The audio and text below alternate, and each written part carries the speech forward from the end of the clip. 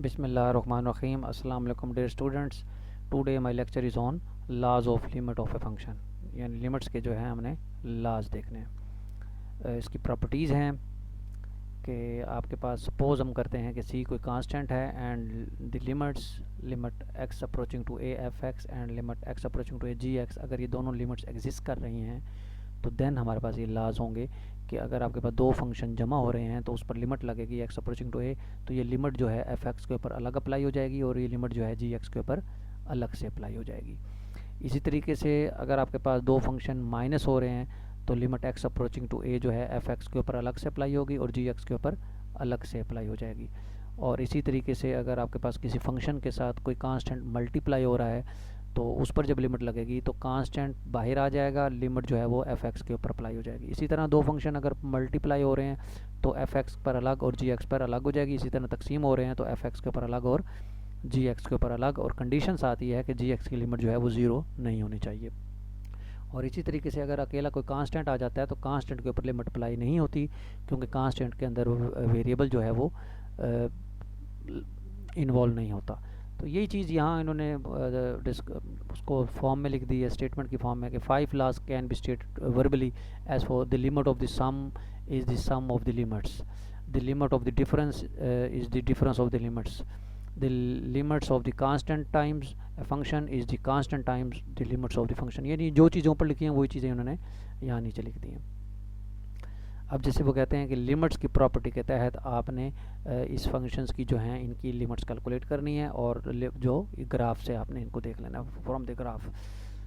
अब देखें, function F x की लिमिट पहले पता हो आपको, फिर जी एक्स की लिमिट पता हो, देन हम उसके बाद ये इन क्वेश्चंस को इजीली सॉल्व कर सकते हैं। तो एफ एक्स देखें, ये एफ का ग्राफ बता दिया उन्होंने कि ये आपके पास एफ का ग्राफ है, और उसके बाद जी का ग्राफ जो है ये इधर ये स्ट्रेट लाइन उन्होंने बनाई है, या बुक से देख लीजिएगा ज़रा, क्योंकि इसकी पिक्चर ज़रा क्लियर नहीं है तो ये टॉपिक जो है साथ आप बुक खोल लें ताकि आपको वहाँ से डायग्राम जो है वो ईज़िली क्लियर हो जाए। तो ये देखें साथ नीचे ये जी का ग्राफ जो है ये नीचे स्ट्रेट लाइन है, और इधर ये जो पूरा ऊपर वाला ग्राफ है ये एफ़ का ग्राफ है। तो ये 0 है, ये 1 है। अब वो कह रहा है 1, और उसके बाद फिर क्योंकि ये देखें 2 पर कैलकुलेट करना चाह रहा है और 1 पर भी कैलकुलेट करना चाह रहा है। 1 वाला बाद में करते हैं, पहले ये पार्ट में 2 पर देखते हैं। तो 1, उसके बाद 2 पर देखें कि आपके पास ये 0 है, ये उसके बाद 1 और उसके बाद 2, ठीक है। 2 पर आपने देखना है कि 0 1 और फिर यहाँ जब 2 आ रहा है तो 2 पर आपने ये देखना है कि ये 2 जो है इस पर जो फंक्शन वैल्यू है वो मैक्सिमम कितनी आ रही है, ठीक हो गया। और ग्राफ कहाँ है, तो वहीं से आपने देखा from the graph of f and g we see that x approaching to 2, क्योंकि सॉरी मेरे ख्याल में ये 2 है या -2, आई थिंक इसको देख लें आप। हाँ, मेरे ख्याल में -2 है ये। फिर ज़ाहिर बात नेगेटिव साइड पर होगा 0 -1 और -2। अगर -2 यहाँ है तो इसकी फंक्शन वैल्यू देखें, इसकी लिमिटिंग वैल्यू ये बन रही है। देखें ग्राफ इधर से लेफ्ट साइड से भी 1 को अप्रोच कर रहा है और राइट साइड से भी 1 को अप्रोच कर रहा है, इसलिए -2 पर फंक्शन की लिमिट जो है वो 1 है। और जी फंक्शन में देखें, जी फंक्शन में जो -2 है, क्योंकि 0 -1 -2, तो इसकी जो -2 की वैल्यू है वो आपके पास ज़ाहिर बात है ये 0 और ये -1 इसके करस्पॉन्डिंग देखें, यहाँ -1 इसकी वैल्यू कैलकुलेट हो रही है। तो दोनों लिमिट्स हमने निकाल ली। लाज की इसमें पुट कर दें आप, एफ एक्स की लिमिट जब हम लिमिट अप्लाई करेंगे तो इधर आप 1 पुट कर दें, इधर 5 कांस्टेंट ऐसे रहेगा, और जी की लिमिट जो है वो -1 पुट कर दें, तो आपके पास इजीली जो है ये देखें लाज की मदद से इस फंक्शन की जो है लिमिट -4 कैलकुलेट हो गई है। इसी तरीके से जब बी पार्ट देखेंगे उस पर 1 पर उन्होंने कहा लिमिट देखनी है, तो 1 पर उन्होंने देखे, डायग्राम से देख लें आप कि फंक्शन 1 को जब अप्रोच कर रहा है तो फंक्शन 2 को अप्रोच कर रहा है, ठीक है। ये यहाँ से देखें, जैसे जैसे एक्स जो है ये देखें ये 1 को अप्रोच कर रहा है तो इसकी मैक्सिमम वैल्यू देखें 1 के करस्पॉन्डिंग ये फंक्शन है, तो इसकी वैल्यू जो है देखें ये 2 है, लेफ्ट साइड से भी 2 को और राइट साइड से भी 2 को। इसका मतलब है फंक्शन जब 1 को अप्रोच करता है तो फंक्शन की वैल्यू 2 आती है, लेकिन एक्स अप्रोचिंग टू 1 जी जो है वो डज़ नॉट एग्जिस्ट, यानी जी की जो है 1 पर लिमिट ही नहीं है, क्योंकि ग्राफ यहाँ स्टॉप हो जाता है और स्टॉप होने के बाद उसकी क्योंकि लेफ़्ट लिमिट एग्जिस्ट कर रही है और इस 1 के बाद कोई ग्राफ नहीं है। इसका मतलब है जब 1 के बाद कोई ग्राफ नहीं है, जी में देखें लेफ़्ट पर ग्राफ है, राइट पर ग्राफ नहीं है। इसका मतलब है जब राइट पर ग्राफ ही नहीं है तो इसकी राइट लिमिट जो है एग्जिस्ट नहीं करती, इसलिए फंक्शन की लिमिट एग्जिस्ट नहीं करती। तो इस वजह से आपके पास ये जी एग्जिस्ट नहीं करेगा। जब जी एग्जिस्ट नहीं करेगा तो ज़ाहिर बात है ये हमने बता दिए साथ। उसके बाद जब इस लाज के मुताबिक आएंगे ठीक है, तो इसी तरीके से आप 1 की लेफ़्ट और 1 की राइट लिमिट कैलकुलेट करें डायग्राम से और इजीली इसमें पुट करके आप इजीली सॉल्व कर सकते हैं, ज़्यादा मुश्किल नहीं है ये। ठीक है, ग्राफ से आपने उसकी वैल्यू देखनी। उसके बाद हमारे पास एक ये पावर रूल होता है, power law of the limit होता है। वो ये है कि आप फंक्शन पर पहले लिमिट अप्लाई कर दें, बाद में पावर ले लें, या पहले फंक्शन की पावर को सिंप्लीफाई कर लें और बाद में लिमिट अप्लाई कर लें, आंसर में कोई फ़र्क नहीं आएगा। जैसे मिसाल के तौर पर अगर x अप्रोचिंग टू 1 हो और फंक्शन हो आपका x+1 का स्क्वायर, तो आप पहले x+1 का स्क्वायर एक्सपेंड कर लें, बाद में लिमिट अप्लाई कर लें, या पहले लिमिट अप्लाई करके बाद में स्क्वायर ले लें, तो आंसर जो है वो सेम आएगा।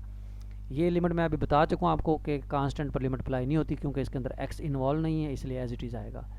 और x के ऊपर लिमिट अप्लाई होगी, x की जगह a पुट कर दें तो आपका ये a आ जाएगा। इसी तरीके से xn पर an आ जाएगा, और इसी तरह ये रूट रूल जो है x की पावर 1/n जो है वो a की पावर 1/n हो जाएगा।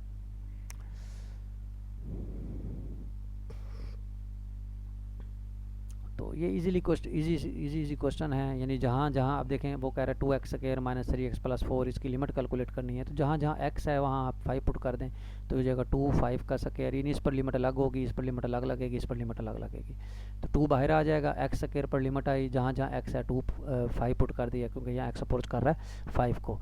यहाँ 3x है, 3 बाहर आ गया, जहाँ x है 5 पुट कर दें। ये 4 है, कांस्टेंट, इस पर लिमिट अप्लाई नहीं होती, तो ये 4 एज इट इज़ रहेगा। तो देखें इसको सिम्प्लीफाई करेंगे तो ये 39 आ गया। इसी तरीके से देखें डिवाइड वाला है, तो लिमिट जो है क्वोशंट पर अलग अलग अप्लाई हो जाती है, तो ये लिमिट जो है ऊपर वाले फंक्शन पर अलग अप्लाई कर दें और नीचे वाले फंक्शन पर अलग अप्लाई कर दें। फिर रूल लगाएं, sum rule, difference rule, x3 पर लिमिट अलग, 2x² पर अलग और 1 पर अलग, इसी तरह 5 पर अलग, 3x पर अलग। तो जहाँ जहाँ x है -2 पुट कर दें, ऊपर भी और नीचे भी, तो आपके पास ये इसका जो है फंक्शन की जो है वो लिमिट कैलकुलेट हो जाएगी। तो ये बहुत ईजी से क्वेश्चन है, कोई ज़्यादा मुश्किल नहीं है, आप इजीली इसको कर सकते हैं। उसके बाद नेक्स्ट देखें, जैसे यह x² -1/x - 1, तो जब हम इसमें x की जगह 1 पुट करते हैं तो ये 0/0 फॉर्म बनती है। कौन सी फॉर्म बनती है? 0/0 फॉर्म, यानी न्यूमरेटर में भी 0 और डिनोमिनेटर में 0। तो जब इस तरह की फॉर्म होती है तो हम फंक्शन को सिंप्लीफाई करते हैं। क्या करते हैं?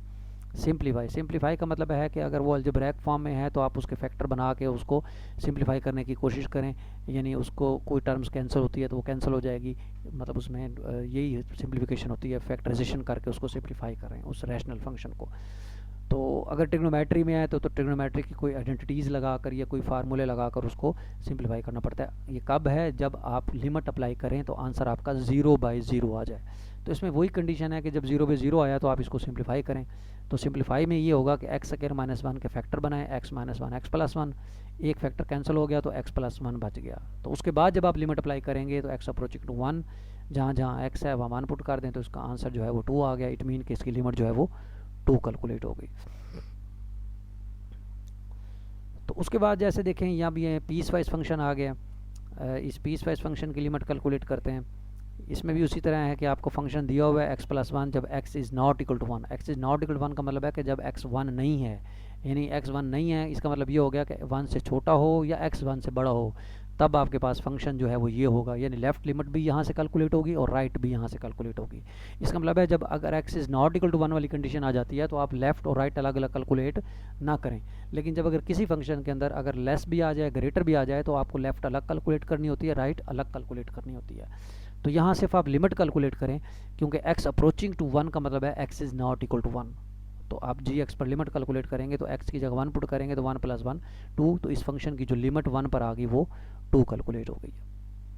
इसी तरीके से यहाँ भी देखें h अप्रोचिंग टू 0 है, जब भी देखें मैं यहाँ 0 पुट करता हूँ तो ज़ाहिर बात है 0 पुट करने से ये होता है कि ये 9 - 9 0/0 फॉर्म बनती है। जब 0/0 फॉर्म बनती है तो इसका मतलब है अब आपने क्या करना है? सिंप्लीफाई करना है पहले। तो सिंप्लीफाई करने के लिए आप इसको करें स्क्वायर एक्सपेंड कर दें। स्क्वायर एक्सपेंड कर दिया, 9 9 से कैंसिल, h कॉमन ले लें तो ये 6 + h आ गया। तो 6 + h पे जब लिमिट लगेगी h अप्रोचिंग टू 0 तो आंसर आपका 6 कैलकुलेट हो जाएगा। तो इसी तरीके से अगर ये स्क्वायर रूट में आ गया तो स्क्वायर रूट में आपको पता है सिंप्लीफाई कैसे होता है। स्क्वायर रूट में अगर सिंप्लीफाई करना है आपने तो उसको रैशनलाइज करना होता है, तो उसको रैशनलाइज कर लें। ठीक है, तो रैशनलाइज में ये है कि जो अगर ये देखें t² + 9 स्क्वायर रूट -3 में है तो प्लस वाले से मल्टीप्लाई कर दें, उसी से डिवाइड कर दें, उसके बाद सिंप्लीफाई करने के बाद लिमिट अप्लाई कर दें। इसी तरीके से आप बाकी क्वेश्चन जो है वो देख लें। नेक्स्ट क्वेश्चन जो है वो इंशाल्लाह नेक्स्ट वीडियो में डिस्कस करते हैं।